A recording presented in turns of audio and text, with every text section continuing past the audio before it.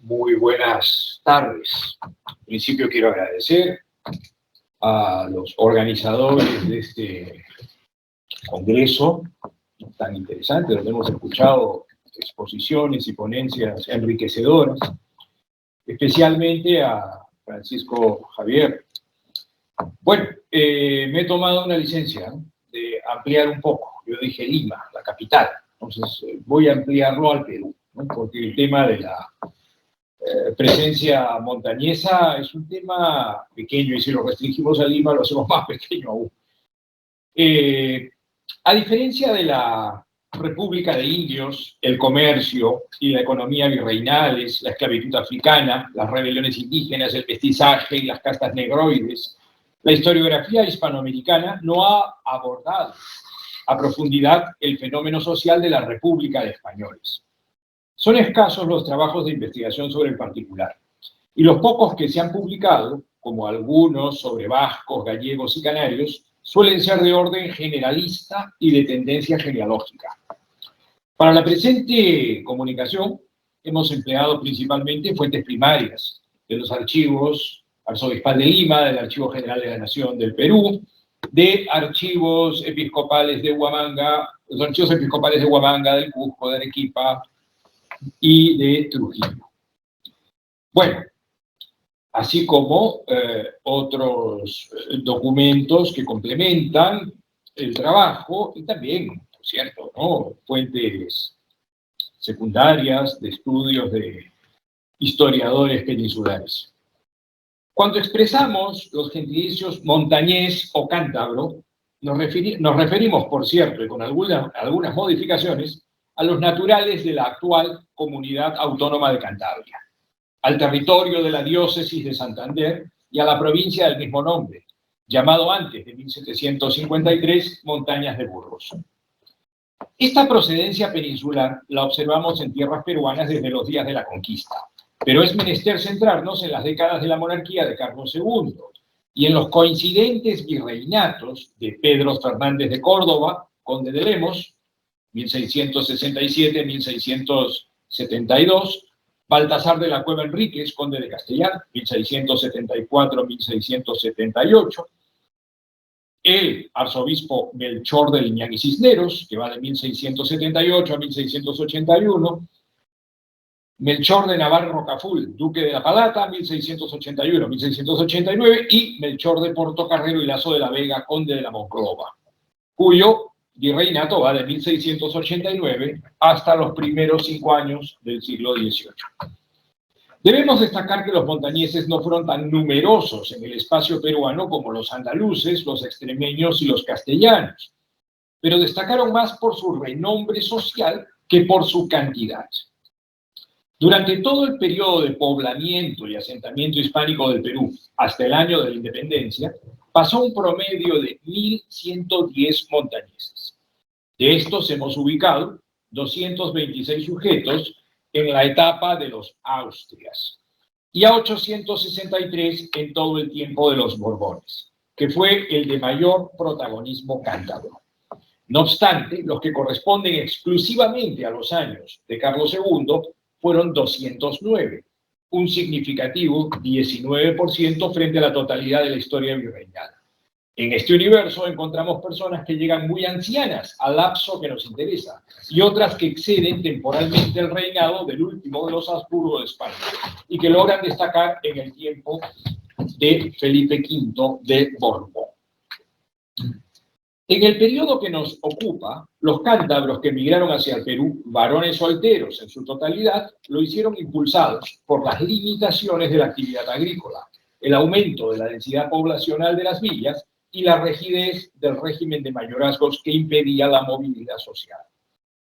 En cuanto al traslado hacia el Perú, observamos que desde los años del virrey conde de Chinchón, que va desde 1629 a 1639, hasta los del conde de la Monclova, se produce la mayor inmigración en el siglo XVII, vale decir, entre los reinados de Felipe IV y Carlos II, pues hemos podido encontrar a 121 miembros de nuestro colectivo, lo que arroja un 53.53%, y lo que constituye más de la mitad de los montañeses de todo el lapso austríaco de la etapa virreinal.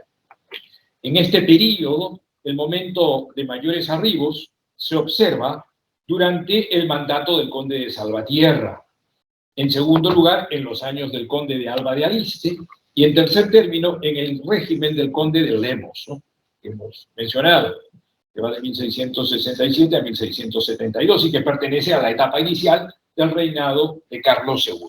¿Podemos ver el cuadro, por favor, de la primera noticia de los montañeses en el arribo de los austrias? Es el siguiente, ¿verdad? Sí. No, el siguiente. Ah, el siguiente. El siguiente. Perdón. La de los picos, ese es. Sí. ¿No? Aquí tenemos nosotros el graficado, ¿no?, justamente los momentos de mayor y menor presencia, perdón, de primera noticia, ¿no?, de los montañeses en el Perú de los Austrias. Aquí está perfectamente graficado. Ahora, saliendo un poco del libreto, ¿no?, en la época de hegemonía de los cántabros es el siglo XVIII. En el siglo XVIII, pues, la presencia se dispara.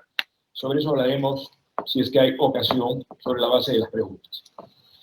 Bueno, las décadas de la tercera fase son paralelas en las montañas, ¿no?, a la continuación de la peste y a su detenimiento hacia mediados del 600, y también al inicio de la recuperación poblacional en las villas litorales y las comarcas del interior montañoso. Los montañeses que se establecieron en el Perú, sobre todo en su capital, entre 1665 y 1700, arribaron atraídos en gran medida por el deseo de bienestar material y mayor estatus social a través del comercio limeño, que extendía sus dominios por el Pacífico sudamericano y se conectaba con los circuitos económicos de la costa norte, la Sierra Central y el sur del espacio peruano.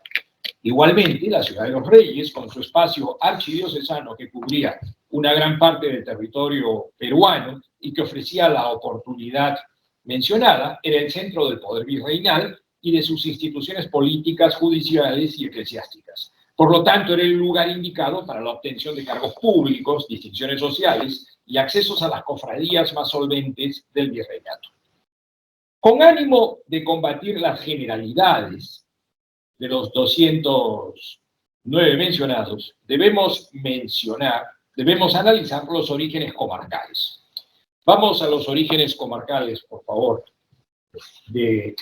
La primera es el primer dato, ¿verdad? Es la de las barras horizontales. Pero el primero, ¿verdad? Yo creo.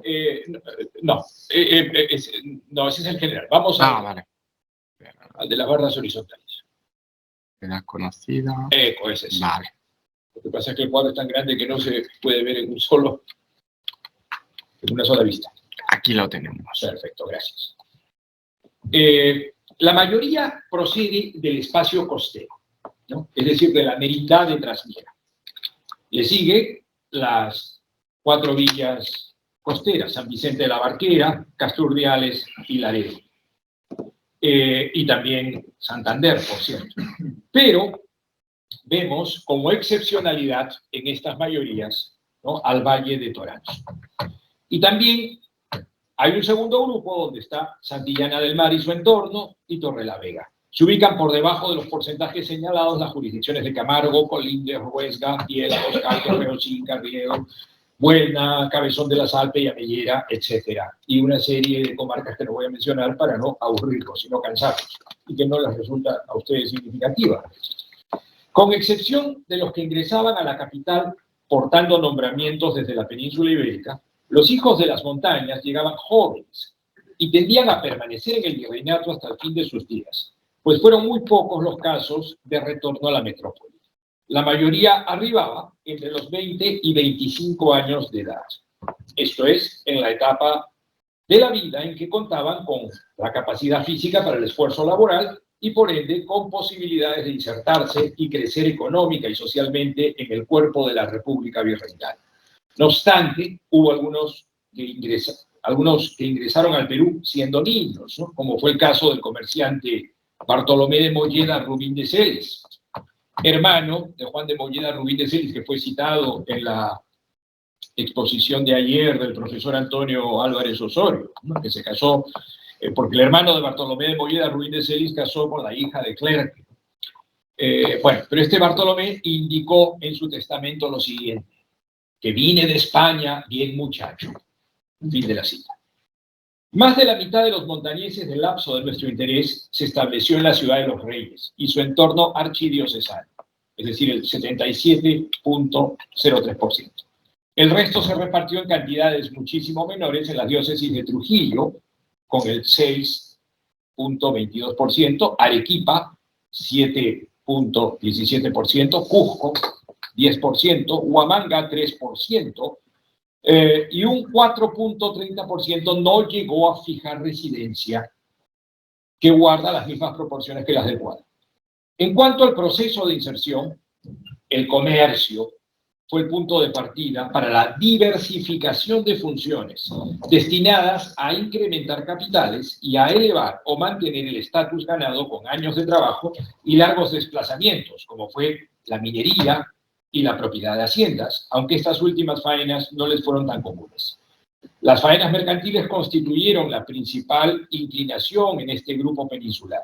Sabemos que el 32% se dedicó a esta actividad y tuvo como principal representante al acaudalado torancés Cristóbal Calderón Santibáñez, quien comenzó como un modesto vendedor de petacas y terminó como cónsul del Tribunal del Consulado entre 1695 y 1697, y quien dio inicio a una migración encadenada en su familia, pues mandó llamar a su sobrino carnal Ángel Calderón Santibáñez para involucrarlo en sus negocios. Esta era una conducta muy común, sobre todo en el siglo XVIII. En esa misma línea de carrera de integración en la sociedad estamental peruana, en número significativo, los ubicamos participando de la defensa del virreinato para demostrar fidelidad al monarca en las milicias urbanas y comerciales. Es así como un 24% de estos 209 figura ostentando los rangos de capitán y sargento mayor.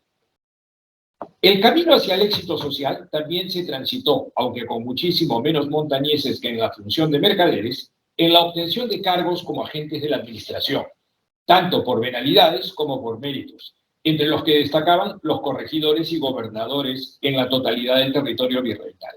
En general, los funcionarios cántabros que añadían a sus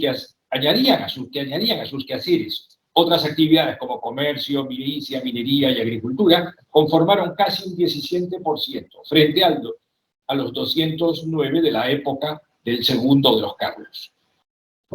Aunque en escasa cantidad, las dignidades edilicias tampoco fueron ajenas a los naturales de la montaña, pues figuraron como miembros del patriciado urbano en las principales ciudades y villas del virreinato, como alcaldes ordinarios y regidores, y también en el cabildo capitalino, donde observamos algunas redes familiares de comerciantes poderosos. Un factor singular de los montañeses fue su individualidad, basada en el reconocimiento como hidalgos o nobles elementales, que les ofrecía una consideración socialmente superior frente a otros españoles y que no les impedía trabajar, aún en las actividades más modestas. Ser montañés, en la percepción de otros peninsulares y de los criollos, constituía una suerte de garantía de limpieza de sangre y exigía reconocimiento de honra. Ambos elementos, a los que se añaden los orígenes familiares supuestamente heroicos que se remontaban al proceso de la Reconquista, conformaban la hidalguía conocida como infanzona y de solar conocido. Los cántabros en el Perú, y particularmente en su capital, eran asumidos por la sociedad virreinal como partícipes de esta, y ello les ofrecía una ventaja que no desaprovechaban.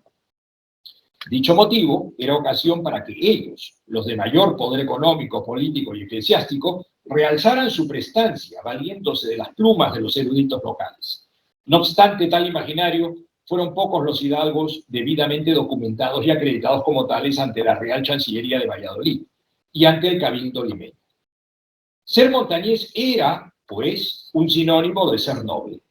Así lo evidencian otros ejemplos, como el del poeta madrileño Luis Antonio de Oviedo y Herrera, conde de la Granja, avecindado en Lima desde la segunda mitad del siglo XVII, quien escribió un extenso poema épico en loor de la primera santa de América, titulado Vida de Santa Rosa de Santa María. En su Canto XII cita una multitud de apellidos de oficiales de origen montañés que combatieron al corsario holandés Jorge Spilbergen en 1615 y declamaba, cito literalmente: «Tanta nobleza junta, el sur extraña, juzgando va a poblar otra montaña». Fin de la cita. Otros pasos en el trayecto a la notoriedad, basada en el esfuerzo de los trajines comerciales y el acceso a dignidades, fue la pertenencia a la nobleza corporativa que ofrecían las órdenes militares, de Santiago, Alcántara y Calatrava, a las que se integró un selecto número de 20 sujetos, casi el 10% frente a la totalidad. Y en esta última línea encontramos al primer montañés titulado, aunque como consorte. Se trata del torancés José Gregorio de Ceballos el Caballero, oidor de la Real Audiencia de Lima, quien, al casarse con María Venancia Dávalos de Rivera en la década de 1690, se convirtió en conde de Santa Ana de las Torres. Bueno, y descendía directamente de Nicolás de Rivera el Viejo, ¿no? 13 del Gallo y primer alcalde de Lima. La hidalguía fue, pues, un eficaz recurso para la concertación de matrimonios socialmente convenientes. Casi la mitad de los 209 ubicados para la época de Carlos II contrajo matrimonio con criollas, la mayoría de familias de cierta raigambre social y cuya ascendencia se remontaba a los conquistadores. Ellos fueron 101 sujetos, el 48.32%. 4 casaron con peninsulares, es mínimo, 1.91%, y 1 enlazó con una mestiza, pero de sangre imperial incaica. Nos referimos al caso de Sebastián Sánchez de Bustamante y Ceballos, natural de Cabezón de la Sal, y oficial que acompañó al virrey conde de Lemosa a aplacar la rebeldía de la Icacota en 1668. Bustamante se desposó en el Cusco con Gabriela Mejía Carlos Inca Esquivel Coya, descendiente directa de Huayna Cápac, y de esta unión se generó la familia Bustamante Carlos Inca, que gozó de gran figuración en el siglo XVIII. Aquellos montañeses que ubicamos como casados en la capital, que fueron casi la mitad del universo de sujetos descubierto, prefirieron establecer sus connubios con españolas americanas o criollas, varias de las cuales fueron hijas de otros peninsulares y algunos de otros montañeses. Sin embargo, la concertación de matrimonios tomaba tiempo desde su llegada al Perú, ya que debían crecer económicamente y esperar entre 5 y 10 años antes de establecer su boda. La mayoría de las criollas con las que contrajeron nupcias perteneció a grupos familiares de mediana figuración y, por ser imaginadas como mujeres blancas o españolas, no se convertían en un impedimento para su posterior ascenso social. Algunos, los que arribaban provistos de cargos que tenían garantizada su integración, y los grandes comerciales se casaban con damas de las altas esferas de la sociedad capitalina, cuyos orígenes, como ya mencionamos, se remontaban frecuentemente a los fundadores de la ciudad de Lima. En este último grupo, de Lima y de otras urbes, ¿no?, del virreinato, en este último grupo, y específicamente entre los mercaderes más solventes, se notó la tendencia a optar por esponsales con hijas de cántabros afincados en el Perú con anterioridad y consolidados en sus quehaceres mercantiles, de quienes recibían dotes que empleaban como capitales para posteriores negocios. También en lo que respecta a casamientos, es interesante destacar que los que bendijeron sus alianzas matrimoniales en la Ciudad de los Reyes optaron mayoritariamente por la parroquia del Sagrario Catedralicio, por estar ubicada en la Plaza de Armas, el centro de las instituciones de los poderes gubernamental, edilicio y arzobispal. Los cántabros conformaron un grupo regional, y ya amenazo con terminar. Ya sé que están cansados, pero me falta un punto importante. Los cántabros conformaron un grupo regional articulado y dinámico. Hubo entre ellos interacción y relaciones interpersonales de apoyo mutuo, especialmente entre los recientemente arribados al Perú y los que habían consolidado su inserción. Esta relación de solidaridad se basaba en la confianza mutua generada por el origen común, pues la credibilidad era empleada como el punto de partida en el proceso de incorporación al cuerpo social del virreinato y se explicaba frente a la inseguridad que podía representar un entramado social muy distinto al de las montañas. Ténganse en cuenta que en el espacio virreinal confluían no solamente distintas comunidades de peninsulares, sino también de criollos, de mestizos, de población nativa y de diversas castas negroides. Además de este primer paso necesario para el ingreso a la sociedad peruana, la vinculación entre coterráneos continuaba, y se dejaba notar en frecuentes asociacionismos en el ámbito comercial, el predilecto de los montañeses, así como en una evidente sociabilidad en la celebración de actos jurídicos y sacramentales, que los ligó a través de las últimas voluntades como albaceas, testigos y herederos, y también en los padrinazgos y en los testimonios de soltería, que son abundantísimos. Como comunidad regional, basada en la confianza de lo de un 10 común, se deja observar entre los cántabros, especialmente en sus relaciones de coterraneidad. Estos vínculos de paisanaje se reflejan en la conformación de sociedades comerciales, en testimonios de soltería ante la autoridad eclesiástica y de hidalguía ante el cabildo dimeño, en padrinazgos, en albaceazgos y en herencias. Tanto fue así que de los 209 inmigrantes de la montaña, podemos demostrar 61 casos documentados de dichos reconocimientos solidarios, lo que constituye casi un 30% en razón de la totalidad. Mejor prueba de lo afirmado es la declaración del carredano Juan de Bustillo y Ceballos, en la que se refiere al tudanco Francisco de la Herrán, comerciante de ropa, como, cito, persona de toda mi satisfacción y confianza. Siguiendo la inclinación de los montañeses por vincularse con sus paisanos inmediatos, notamos algunos grupos que devienen en las llamadas ramas pegadizas. Ya a inicios de la centuria de los Austrias Menores, descubrimos un caso notable, el del comerciante Antonio de Mioño y Salcedo, nacido en Castro Urdiales y prior del Tribunal del Consulado limeño en 1638, por cierto, etapa anterior a la que nos convoca, que estuvo estrechamente comprometido con personas de su misma procedencia comarcal, y cuyos nexos se prolongan hasta las últimas décadas del siglo XVII. Así pues, en su testamento, redactado en 1654, nombra por albaceas y tenedores de bienes a 7 amigos, de los cuales 3 fueron igualmente nativos de Castro Urdiales, los santiaguistas Juan de Luza y Mendoza, Pedro Rodríguez Caraza y Antonio de Uria y San Martín. Pero el paisanaje no se detiene en el albaceazgo.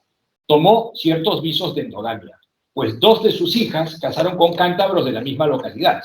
La mayor, Beatriz, casó con Juan de Luza y Mendoza, y luego, al enviudar, con José de Uria y San Martín. La otra, Antonia, contrajo matrimonio con Antonio de Uria y San Martín, hermano de su cuñado. La razón que aducía Antonio de Mioño era clarísima.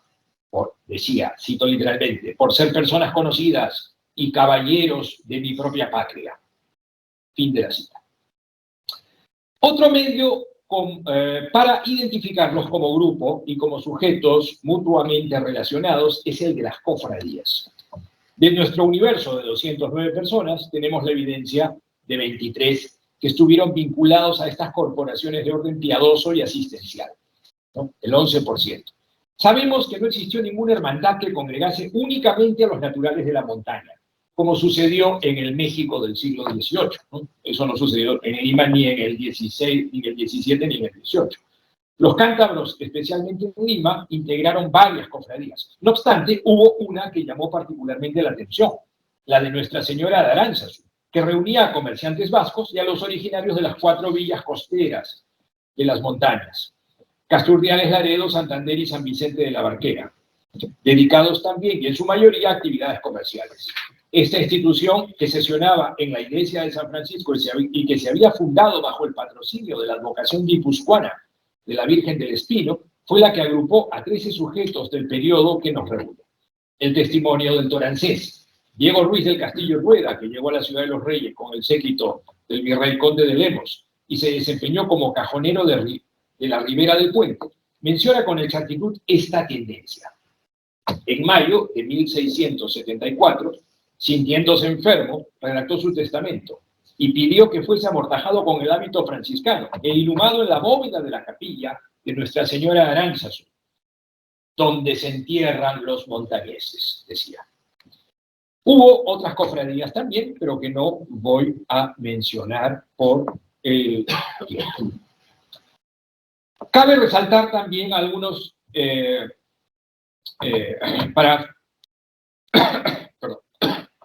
cabe resaltar también algunos ilustres hijos de la montaña con especial protagonismo en el Perú, en tiempo del último de los Austrias de España.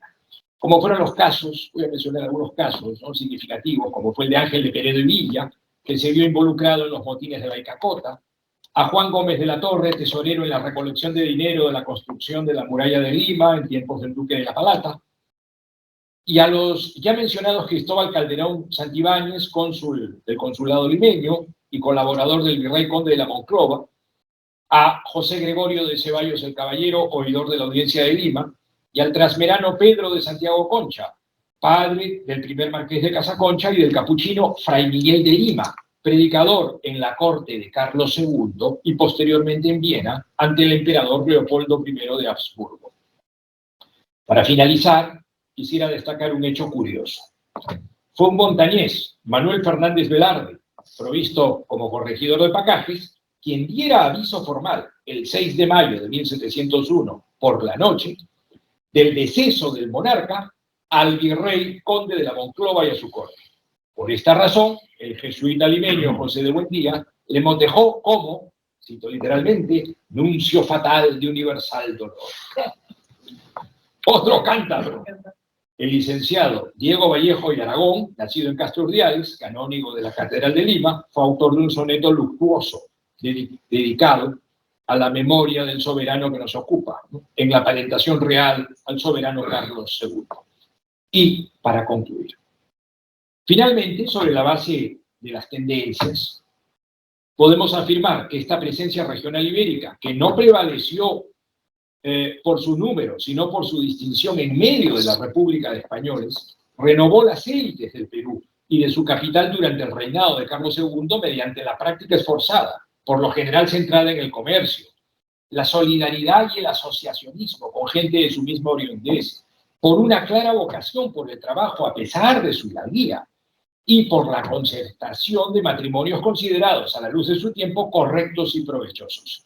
Asimismo, su propio comportamiento les permitió insertarse eficazmente en una sociedad distinta a la de sus orígenes, recurriendo a diversos mecanismos que frecuentemente se complementaban, y en el que el nivel educativo suficiente con el que contaba su mayoría facilitaba aún más su integración. Como consecuencia de ello, los montañeses alcanzaron lugares estratégicos en el cuerpo político virreinal de su tiempo y extendieron una progenie que gozó de reconocimiento político. Muchas gracias.